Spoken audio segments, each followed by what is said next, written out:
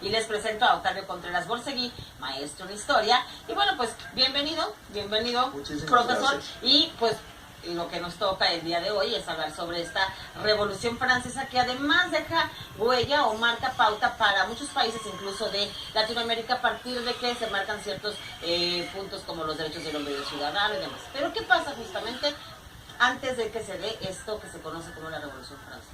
Hay varios elementos que hemos de tomar en consideración.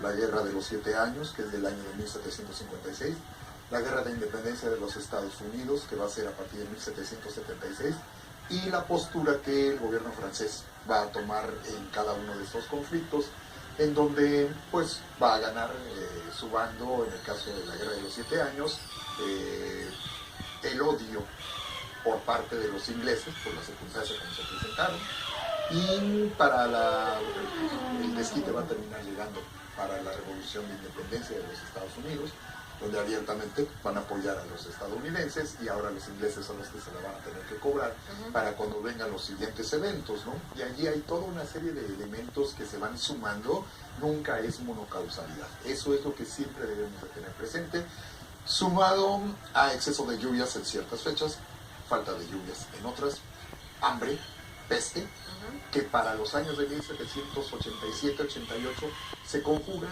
y ya hay una circunstancia de bastante hambre y una crisis económica muy severa. Para cuando inicia el año de 1789 hay una persona que ha sido nombrada ministro de Finanzas, Jacques Necker. El problema es que hizo demasiado bien su trabajo y ¿sabes qué fue lo que terminó pasando? El rey, a pesar de que las cosas estaban empezando a funcionar más o menos, el problema es que Necker empezó a ganarse el favor del pueblo y el rey no quería que eso pasara. Y pues ya sabes cuáles van a ser las consecuencias, ¿no? Va para afuera el que estaba medio enderezando las cosas y sumado a todas las otras cosas aledañas, pues ya sabemos que el pueblo hay un momento en que se ataca. Ya no aguanta más. Pudiéramos poner un poquito también en contexto que iba sucediendo. Por ejemplo, yo alguna vez leía, ¿no? Luis XIV manda a construir Versalles, por decir, Luis XV lo disfruta y Luis XVI le echa toda a perder. No sé si es esa la manera fácil de decirlo, o tú cómo lo pondrías, porque lo que estamos hablando en este 1789, pues es este gobierno, este reinado de Luis XVI y de María Antonieta. Suele pasar mucho en esas circunstancias, por ejemplo, en el proceso de lo que nosotros estamos acostumbrados a llamar la conquista de México, se suele decir, ¿no? El padre conquistador, hijo encomendero, nieto pordiosero. Entonces, uno es al que le cuesta el armado, el otro es el que lo disfruta y es el botarate, y el último pues, es el que termina pidiendo limosna, ¿no? Además, los costos de poder sostener al rey Sol y poder sostener el reino de esa manera, pues se van a terminar viendo reflejados 5 generaciones después, ¿no? Porque hay que considerar que Luis XV era bisnieto de Luis XIV y a su vez Luis XVI era nieto de Luis XV. Entonces te das cuenta que se convirtió en una bronca generacional impresionante porque Luis XIV gobernó 77 años. Ay, Dios. Entonces, y Luis XIV sabía de fiestas, o sea, él sabía de lo que se hablaba. Y eso también se termina heredando. Hay una situación de costumbres que el pueblo no podía cuestionar, no estaban acostumbrados a cuestionar, pero ya para cuando llegan estas épocas, eso está empezando a modificarse, eso está empezando a cambiarse muy fuerte, y por eso es tan importante que nosotros hablemos de la Revolución Francesa, por lo que representa ya una participación mucho más activa de los ciudadanos a través, no directamente, pero sí de sus representantes, y ahí es en donde nosotros entendemos lo que va a representar gente como Maximilien Robespierre, que él va a terminar participando como un miembro más de la asamblea cuando ya se hace el nombramiento para que nos tengamos que reunir en la asamblea general, pero empezaron a cambiar las cosas, empezaron a cambiar las reglas. Antes votaban nobleza e iglesia más el estado llano, pero votaban por estado. Entonces no están de acuerdo en algo con los del pueblo, pues es un voto, los otros son 2, siempre ganaban. Modificaron las reglas.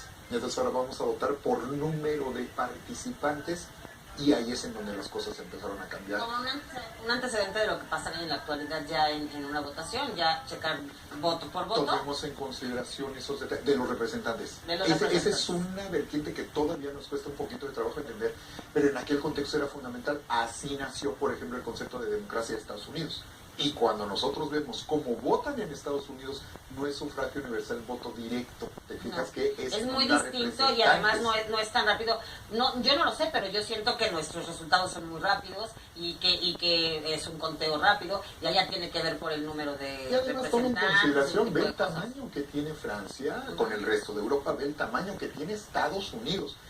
No hay internet, no hay electricidad, no hay televisión, no hay radio, no hay cine, no existe nada de eso. Entonces imagínate lo que representa poder escoger un representante de una región tan lejana como Washington State, y por él van a votar los de Boston. ¿Y es quién es, no? O sea, no hay manera. ¿Por qué razón? Entonces tienes que ingeniártela para encontrar otras formas de participación. El tamaño de Francia es mucho menor con respecto a Estados Unidos, pero el problema de la distancia sigue siendo el mismo. Y por eso tenemos que entender también que la gente, el pueblo común y corriente, viene de una tradición desde la época medieval, en donde, pues para eso está el rey, para eso está el papa, para eso están sus representantes. Y nosotros, ¿por qué tenemos que participar? Implica tener que cambiar la mentalidad. E imagínate, si la gente está harta de todo lo que está ocurriendo, pues como que eso ayuda a acelerar. Pues de todo lo que iban viendo. Vamos a ir a un corte y regresamos. Estamos hablando sobre lo que sucedía en estos años en los que pues ya se iba dando este descontento en el pueblo y comienza la Revolución Francesa. No se vaya, por Estamos de regreso y estamos hablando con Octavio Contreras, maestro en historia, sobre la Revolución Francesa, y tenemos algunos datos extras de lo que pues generalmente sabemos acerca de la toma de la Bastilla. Y bueno, lo que sí nos queda muy claro es el hartazgo del pueblo, que ya no quería pues vivir en tal pobreza mientras había pues la opulencia total en Palacio y en todos los que gobernaban. Sí, ahí en ese sentido, por ejemplo, también se construyeron toda una serie de leyendas. Mito es una cosa un poquito diferente, el mito no es igual a una mentira, eso hay que entenderlo. Y allí, por ejemplo, la idea que tenemos de la Bastilla, que es lo que nos muestran todas estas pinturas, ¿no? Así gigantescas, las murallas inmensas, no era así, era muchísimo más pequeña de lo que nosotros estamos acostumbrados a ver en los libros de texto, pero es parte de la construcción del mito. ¿Sí? Mientras más grande es el enemigo, pues más grande es la revolución. ¿Qué era la Bastilla? ¿Era una cárcel? Era la cárcel, efectivamente, la cárcel principal, que se rumoraba que era donde habían concentrado todas las cargas de pólvora, y ahí es en donde viene una parte bien interesante, porque llegan a decirte cómo llegan a liberar a los presos, y tú piensas que salen centenares o miles de ellos, salieron 7. Nada más eran 7 los que tenían allá adentro, y se construyó toda esta leyenda de que los torturaban. Todo esto fue con base en un concurso que se hizo después de que triunfó la revolución, donde le preguntaron a la gente, bueno, ustedes tienen historias, pues compártanlas, ¿no? Y lo interesante del asunto es que terminan escogiendo las que suenan como más espectaculares sin verificarlas. Y allí de repente también, por ejemplo, comienzan a participar a algunos grupos de mujeres, algunas de manera mucho más directa, que son las que pues terminan propiciando que se arreste al rey, que se le saque de Versalles y que se le lleve nuevamente las mujeres. A la ciudad. Sí, las mujeres, las pescaderas, las señoras que estaban acostumbradas a cargar todas las cajas de pescado, les decían las furias, tú te imaginarás el carácter que tenían, y además pues eran señores que están acostumbrados a cargar cosas pesadas. Entonces tú dices, si le echas un tirito a estas mismas, y otras en otros niveles, algunas que llegaron de regiones aledañas, que nunca jamás escuchamos mencionadas, pero a veces es curioso que hasta en los juegos electrónicos nos llegan a hacer referencia, por ejemplo, a Teruán de Melcour, una mujer que empezó a participar activando a las mujeres, y que después se metió en una serie de broncas con los mismos revolucionarios. ¿Por qué? Porque era moderada. Ella no era de la idea de que la revolución al costo que sea, ¿no? U otra, ahorita que mencionabas hace un momento la importancia de los derechos del hombre y del ciudadano, resulta que hubo una mujer que cuando vio publicado, pues qué bonito, qué padre, y las mujeres, ¿dónde estamos? No, pues no están. Porque son del hombre y el ciudadano. Es hombre y ciudadano. Ni son hombres ni son ciudadanos. Bueno, y en ese tiempo sí pensaban que pensábamos, porque ya ves que hubo momentos en la historia de la humanidad en la que parecía que fuéramos casi perritos, animalitos, las mujeres, no pensábamos. Vienes cargando todavía esa carga, ¿no? Entonces por eso va a ser tan importante cuando empiezan a destacarse estas mujeres, como te decía, en el caso de Teruán de Melcour, o en el caso de Pauline de Gauges, que ella, furiosa con lo de los derechos, se tardó casi un año, pero lo que hizo fue ponerlo en género femenino, y ella un par de años después emite la Declaración de los Derechos de la Mujer y la Ciudadana. Curiosamente a una la terminaron declarando loca y a la otra la terminaron ejecutando. Ay, no, pues. Para que te des una idea de cómo funcionaban las cosas. De cómo de verdad, pues parecía que no teníamos voz ni voto y no había. Y no, así de sencillo, ¿no? Y esos lineamientos, pues te los encuentras rebotados todavía, inclusive hasta dentro de la Revolución Mexicana. Cuando se proclama la Constitución de 1917, la secretaria de Venustiano Carranza le preguntó, oye, ¿y dónde estamos las mujeres? ¿Cuál crees que fue la respuesta? Pregúntale al Congreso. Va y preguntan a los representantes del Congreso, ¿y sabes con qué le respondieron? Pues es que en la Constitución anterior dice hombres y ustedes, perdón, pero no son hombres. O sea, te das cuenta que no existe ni siquiera el intento medio de reflexionar lo que esto significa y representa, y a lo largo de la historia nos encontramos que la mujer siempre tiene, ubicas tú la caricatura de Mafalda, claro. Tiene una caricatura maravillosa donde dices que la mujer, más que jugar un papel en la historia de la humanidad, ha jugado un trapo en la historia de la humanidad, ¿no? Y eso es parte de lo que ahora nosotros debemos de tomar en consideración en las escuelas, en los colegios, en las casas. Los padres y las madres deben de ayudar fundamentalmente para que entendamos que no es nada más cambiar una letrita, ¿no?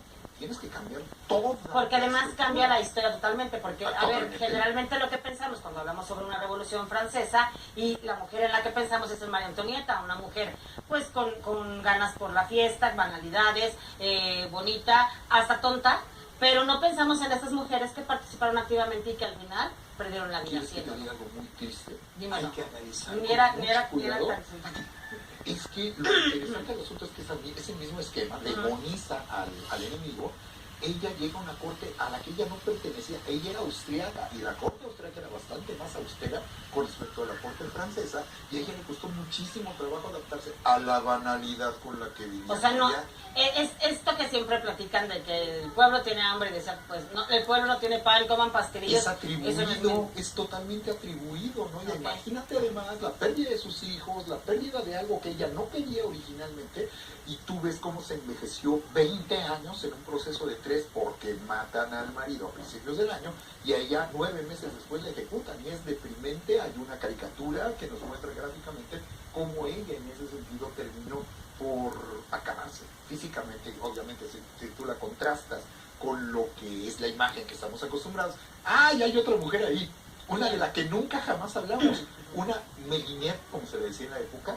Ella era...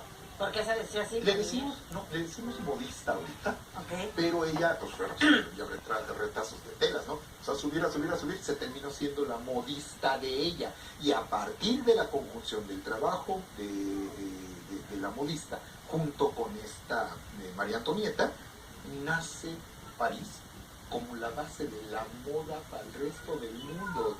Nada más para que te des una idea. Y ¿cuántos han escuchado hablar del nombre de Rose Bertin, verdad? ¿Quién es Rose Bertin? Y con toda esa banalidad fue de las únicas que siempre la apoyaron, inclusive estando en la cárcel.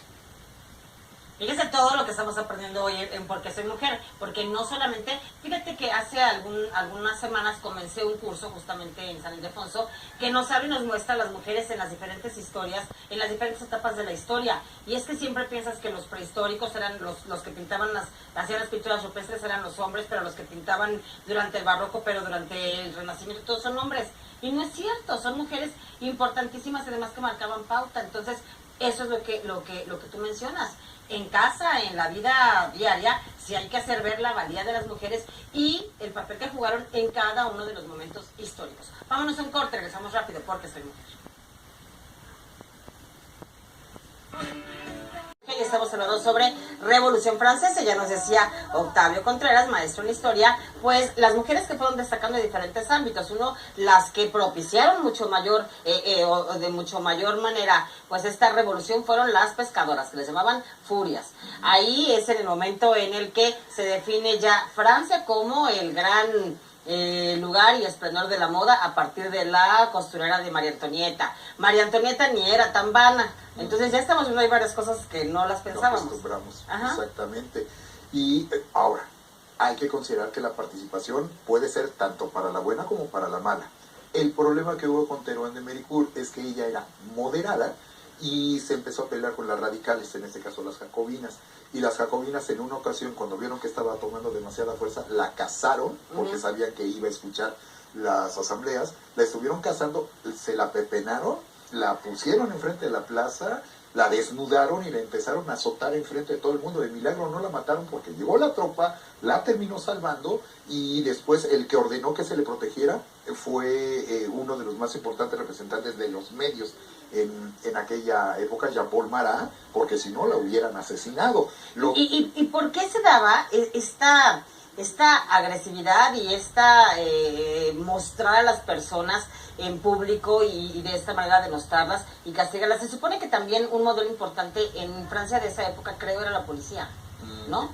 Lo que pasa es que todavía no existe el modelo policial que nosotros conocemos, y ese va a ser ya más bien tirando la mitad de la segunda mitad del siglo XIX como tal, cuando surgen los argents, como se les va a llamar. Eso ya es de la modernidad.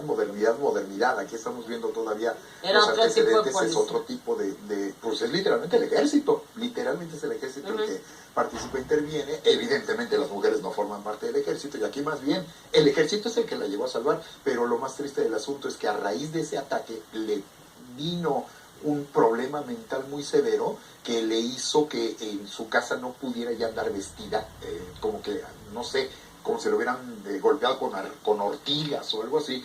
Se echaba agua helada y poco a poco empezó a perder la cordura. Los siguientes 30 años definitivamente perdió la cordura, y ella termina metida en un espacio, ni siquiera es un manicomio como nosotros lo entendemos. Entonces te das cuenta de que ¿quiénes provocaron esto?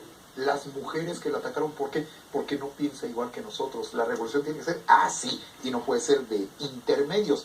¿Cuál es el problema? Y esa es la gran enseñanza: la radicalización de las posturas y el no querer dialogar.